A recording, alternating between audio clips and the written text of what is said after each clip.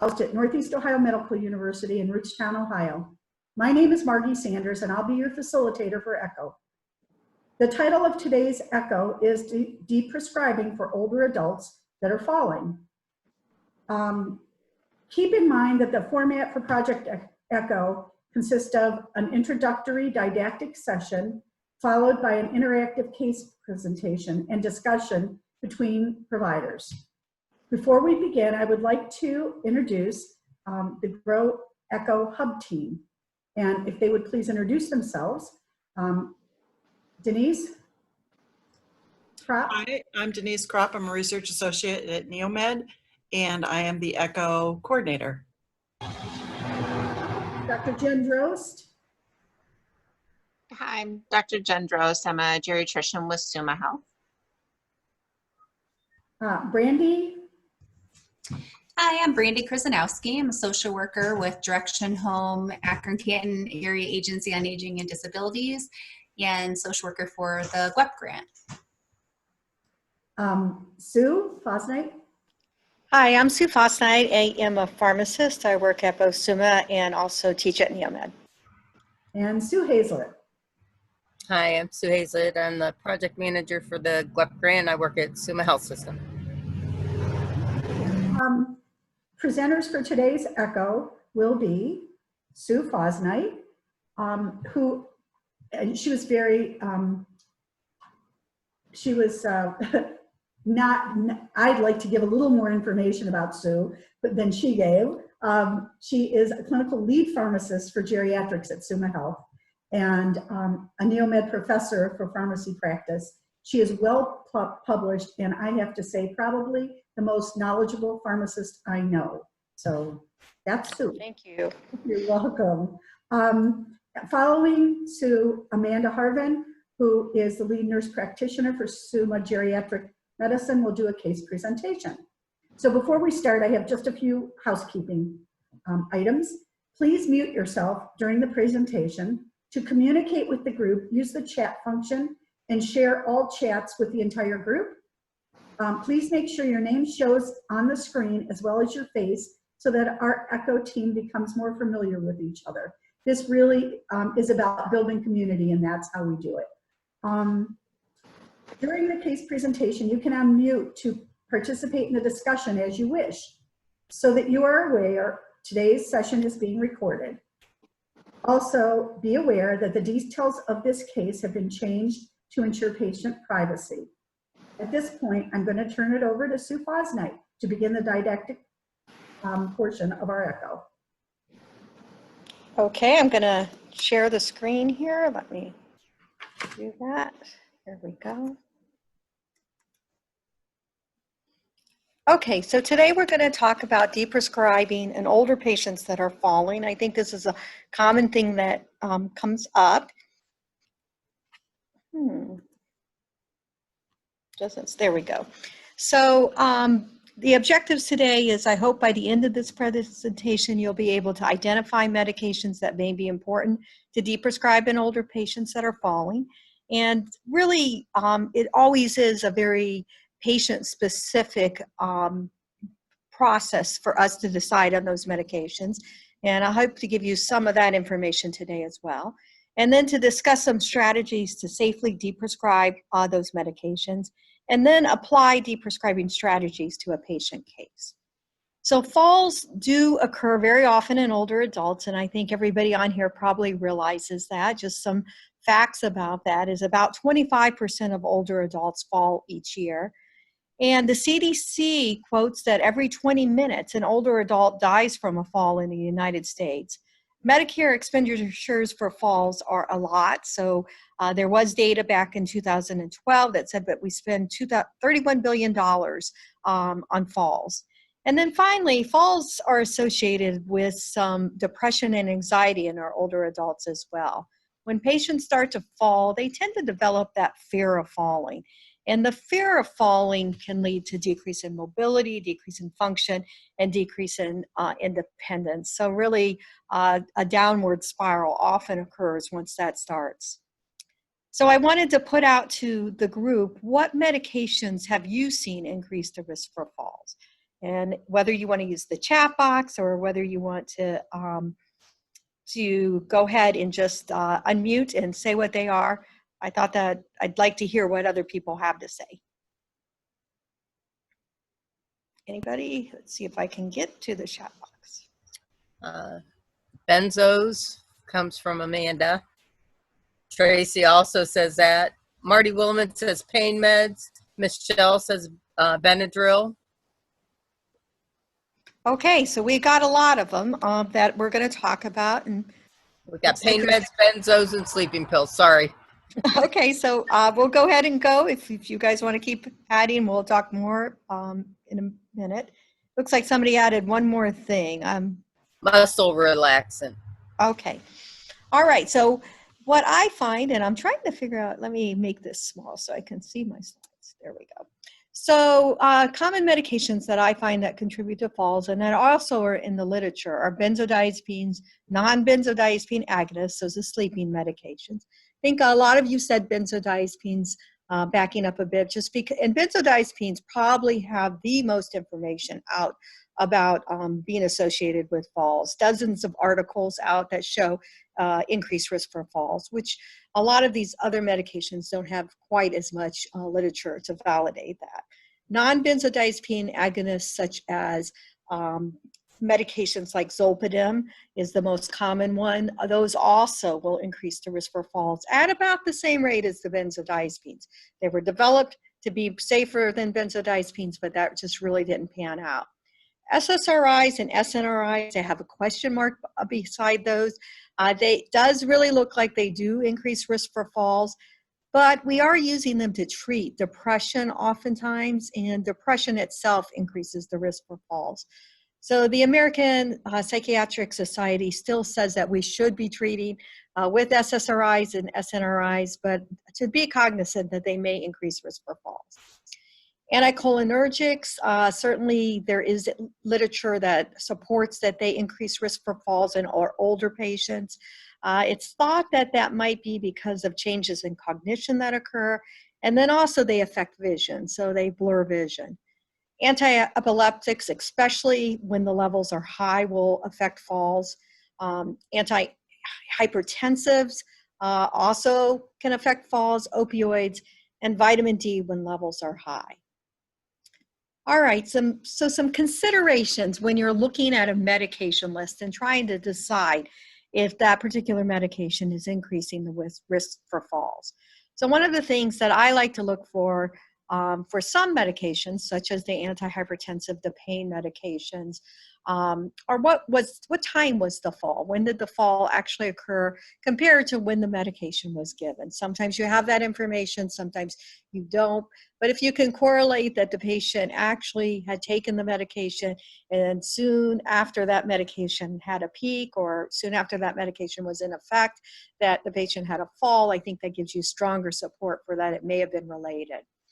And then all those medications I mentioned have quite a bit of evidence that yes, they do increase the risk for falls. That's in the literature.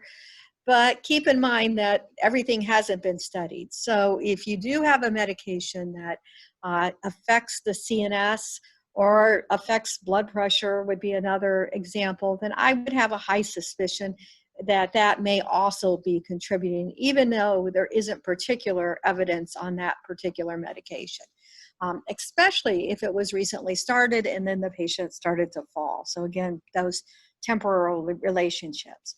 So for each potential risk medication, I like to consider, is the med still needed? Is there, has the patient been on this medication, but maybe they don't have the condition? Occasionally we come across that. If it is still needed, is there a different way that we can treat? Preferably not a medication, but oftentimes we do switch to an alternative medication. And if there isn't an alternative, would a lower dose be adequate? Could we try a lower dose and see if the falling stop? I also want to think about, is a patient withdrawing from something, and could that be contributing to falls because of a delirious type of situation that sometimes can occur when patients withdraw from medication? Does the patient have cognition issues that are contributing to the falls? such as making poor decisions about how they're walking, not walking with their walker, things like that that might be contributing. And then, even though this doesn't have to do with deprescribing, but evaluating if long-term prevention meds are needed. So that would be calcium and vitamin D, which vitamin D has some information that it decreases falls in patients who have low levels, and calcium helps to decrease fractures. So another question for the audience: what keeps us from making medication changes? So I think that many prescribers know that these medications do have some effects in older patients, but a lot of times we see that these patients are still taking these medications. Does anybody have any ideas that what keeps us from overcoming that clinical inertia, is what it's called in the literature, which is basically the tendency to keep things the same? I don't know if anybody can take a look at the chat to see. To change, patient demands, complicated weaning, lack of time, patient denying that issues exist, family demands, and if you aren't the doctor prescribing the medication, you may not feel like you should change it. Yeah, I think all of those are really good, definitely good reasons why many times that we don't change the medications. And finances was one last one. And finances certainly may be also something that weighs in, because a lot of these medications that increase the risk for falls are older medications, and they tend to be less expensive. I like this quote that says, most of the things worth doing in the world have been declared impossible before they were done. So I know a lot of times it's really hard to deprescribe medications. You're kind of putting yourself out there because you're making a change in a patient that probably, if they're falling, is already frail. And so there are some things that I think can help you feel more comfortable about doing it, and doing it in a way that is safer for the patient. And that's what we're going to talk about. I'm not sure why I'm not advancing.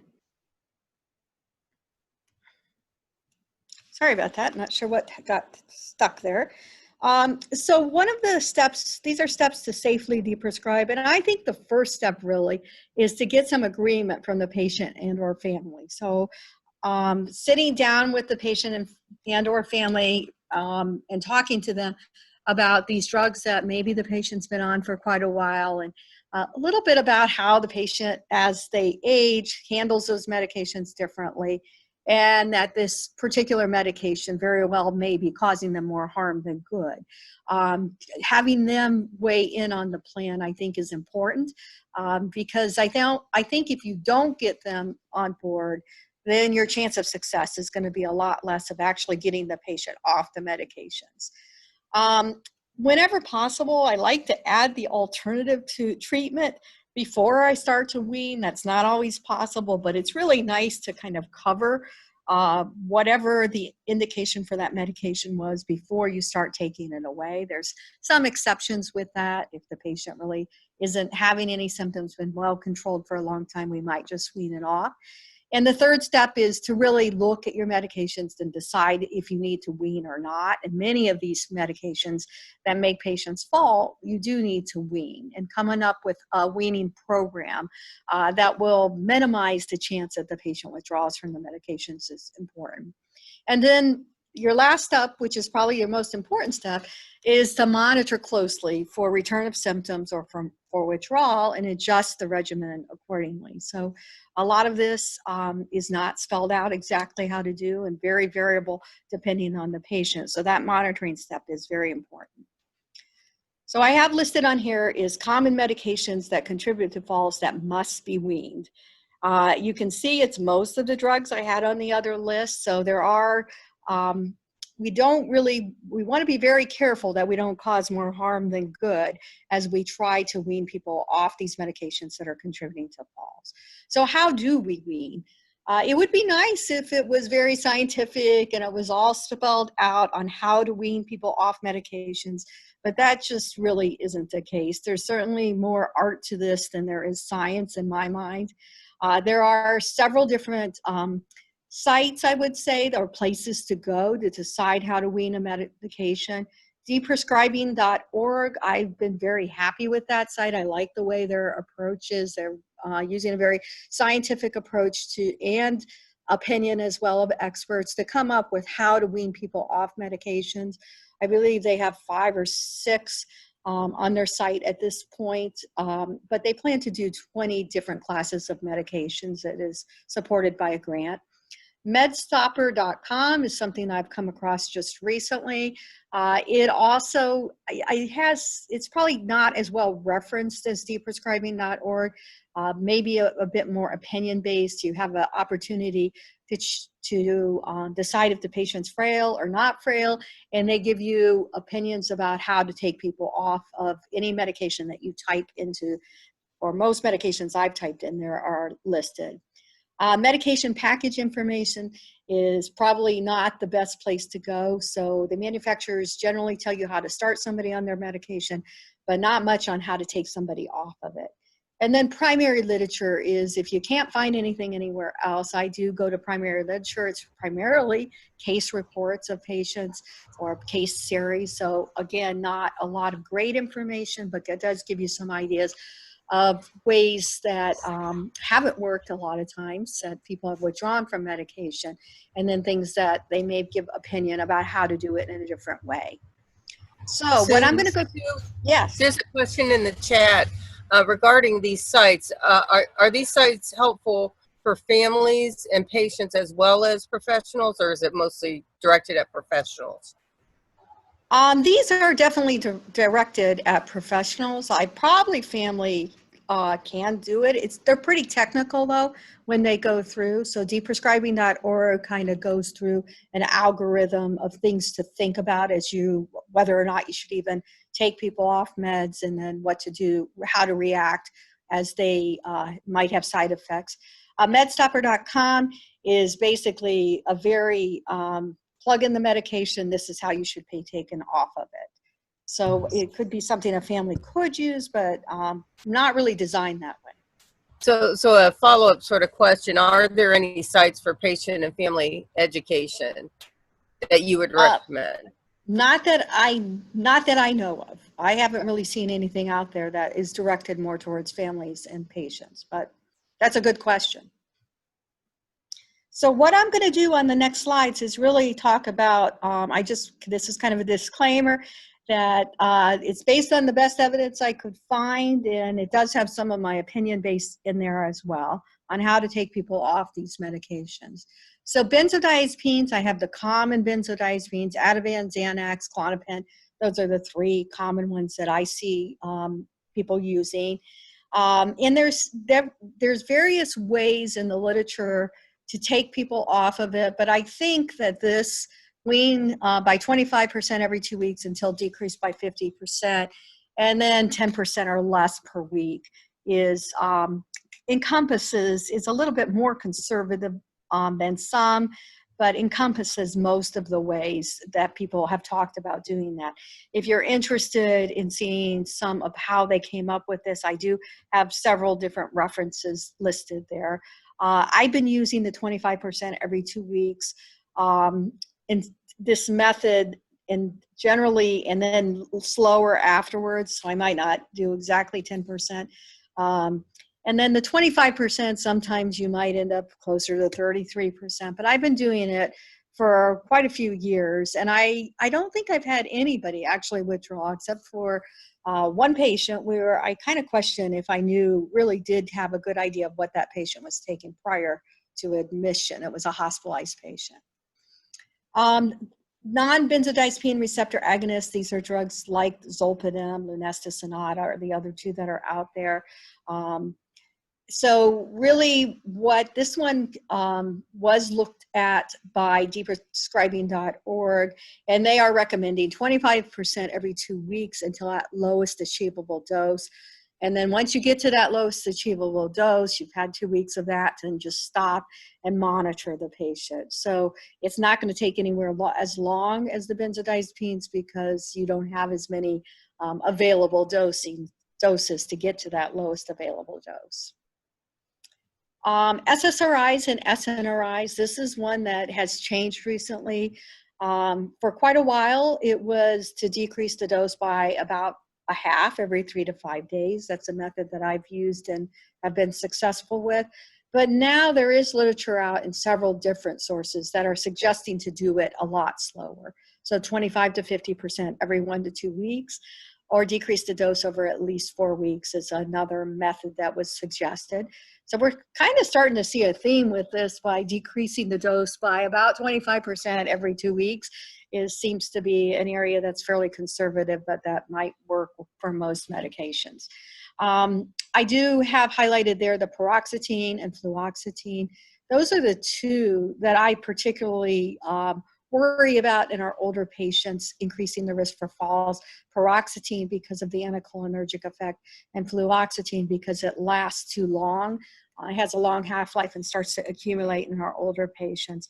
But I do have to say that there is some evidence on all of these medications that they do increase the risk for falls. So if you start one of these medications and somebody starts to fall, I do recommend that we try something different. Again, depression itself can cause falls. So this is one where the history is important in making sure that it's not just a depression, that the patient was falling before maybe and didn't share that with us before we start to take people off these medications. Sue, since you mentioned the depression again, I'm going to go to a comment somebody had in the chat box. I'm wondering if they could get a little bit more information about that link between the depression and the falls. Yes, so there are, and I didn't put the references in there, but if you'd like, I'll pull them out for you and send them to you. But there are several different studies that do relate to the fact that patients that have depression have a higher risk, have a higher number of falls. So that is information that's in the literature.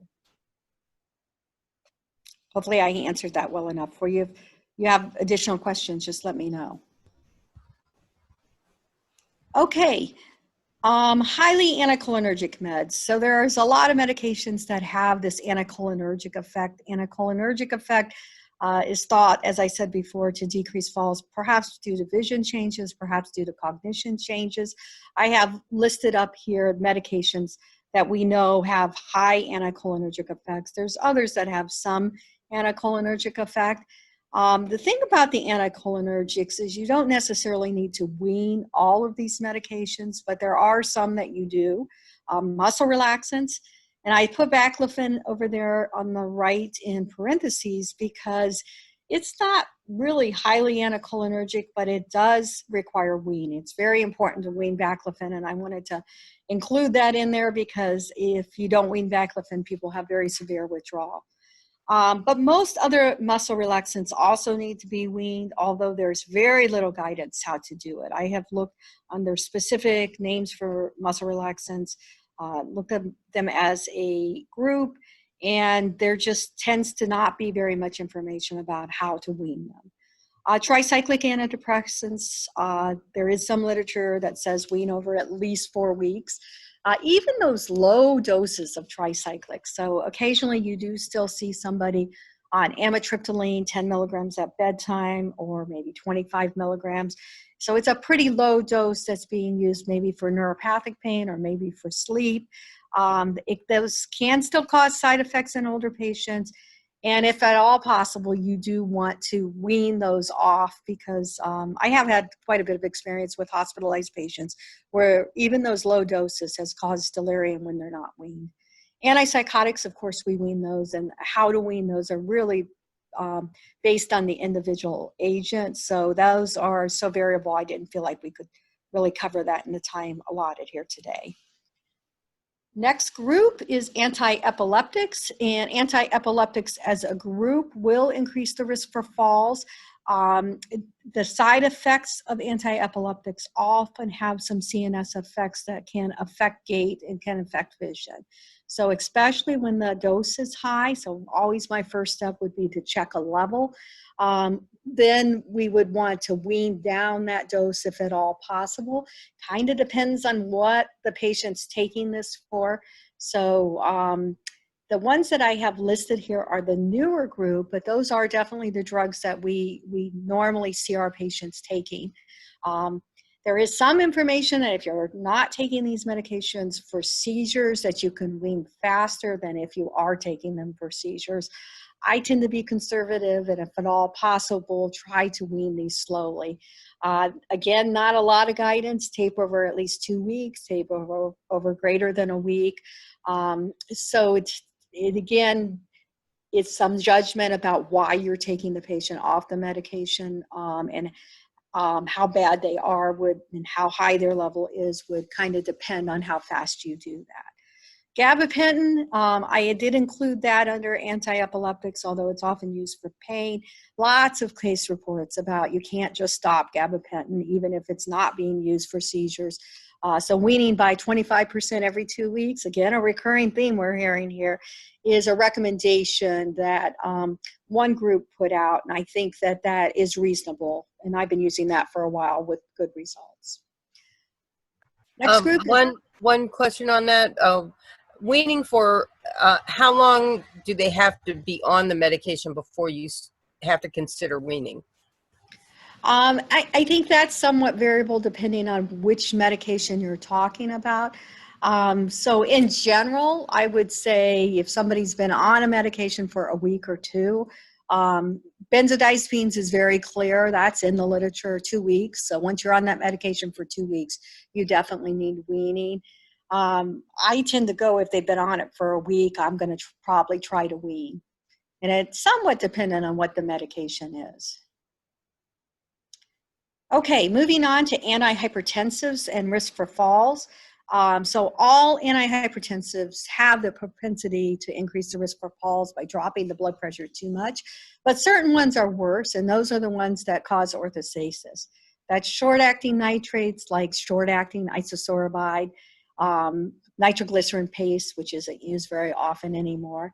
The alpha blockers, which are primarily used for BPH rather than blood pressure, but every once in a while I still see them used for blood pressure. And then Clonidine is definitely one that certainly does cause some orthostasis as well, and fairly commonly used, especially in patients with some renally related hypertension.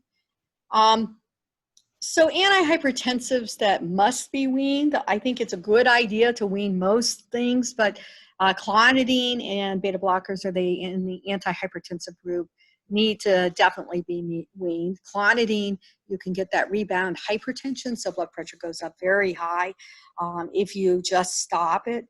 Decreasing the dose by 33 to 50% every 2 to 3 days, or decrease the dose by 50% every 2 weeks. Those are two different things that are very different that are in the literature. And I tend to go with the first one in most cases. Is how I've traditionally done it, is decrease the dose by about 1/3 to 1/2 every 3 days. Beta blockers, again, there's several taper methods. Gradual taper, 50% decrease every 3 days with monitoring, taper over 2 to 3 weeks, or 50% decrease every 1 to 2 weeks. So again, it depends on how badly you need to take the patient off the medication. Somewhat, and monitoring is a very important part of getting somebody off, especially these two types of blood pressure medications. Opioids. There's really limited well-done studies on how to get somebody, an older adult, off an opioid. Most studies recommend to provide some psychosocial support as well. And I do want to at least mention that when you look at opioids and falls, it's kind of interesting that the literature shows that opioids in the hospital setting, where we use higher doses of opioids, IV forms of opioids, that they're more likely to cause falls. While in the ambulatory care side, the meta-analysis actually showed that opioids may decrease falls. And I've always thought that maybe that's because the patient is able to move better because their pain is controlled. So opioids is something I think about falls, and when I think about it with falls, I am thinking about what's the dosing and what's the temporal relationship as well. So I have given you the different methods on how to wean opioids off. It's usually pretty slowly to prevent withdrawal, so 5 to 20% every 4 weeks. Decrease the dose by 10% every week to month. if you have somebody that's been on opioids long-term and are actually addicted, you might think about medication-assisted treatment. And if we're going to be taking people off opioids a bit faster or concerned about withdrawal, these are certainly our recommendations of ways to mitigate the withdrawal response. So using the acetaminophen, loperamide, promethazine, but really is what's recommended by this reference, but we would not use promethazine in an older patient because of anticholinergic effect. Ondansetron would be used instead. And my last medication slide, I believe here, is about high-dose vitamin D. So we do know there is literature out that says that if a patient's vitamin D level is insufficient, that is associated with falls. So we do want to make sure that we keep patients at a sufficient level. And that would be basically a level greater than 30 nanograms per ml. There's a couple recent studies that are out. They're actually meta-analysis that talk about, the meta-analysis are about the information about insufficient levels increasing the risk for falls. And these are just studies that are out that have shown that patients that have sufficient levels and then we are supplementing vitamin D, so their levels are probably becoming high, that they have a higher incidence of falls. So some have suggested that high levels of vitamin D, not really defining what high levels are, but probably above 50 to 60, because that's where the cutoff when people started to fall in these two different studies, that they may actually have an increased risk for falls. So if somebody's falling, I'd like to check a vitamin D level and make sure that it's not too low or too high. And I did add this last slide about proton pump inhibitors. So they don't really increase falls, but they may have an increased risk for fracture due to impaired calcium absorption. So again, a study that suggested that. And a lot of patients are on proton pump inhibitors without a clear indication. This is from the deprescribing.org that they kind of go through a stepwise approach on stopping PPIs to decrease or lower the dose, and then stop it. You can have patients, if they have symptoms, have them start it back up, take it daily. It usually takes 2 or 3 days for it to work until the symptoms go away. And then basically, if they don't have to restart it on a regular basis, then the stop and monitor for symptom return for 4 to 8 weeks. So we talk a lot about medications, but it really is never just one thing. And I really couldn't talk about falls without also mentioning that, there's never one reason why a patient is falling. So making sure that they get exercise, may need physical therapy, making sure their home is safe, grab bars, handrails, night lights, no throw rugs are common things that we suggest. Low vision certainly can affect falls, and it's kind of surprising, but not being able to hear also increases falls. So hearing and vision checks, vitamin B12 levels, because vitamin B12 deficiency can certainly affect gait, is something to check on. And then making sure their calcium intake is appropriate so that they don't fracture when they fall. So I'm going to turn this over now to Amanda, and she's going to go over the patient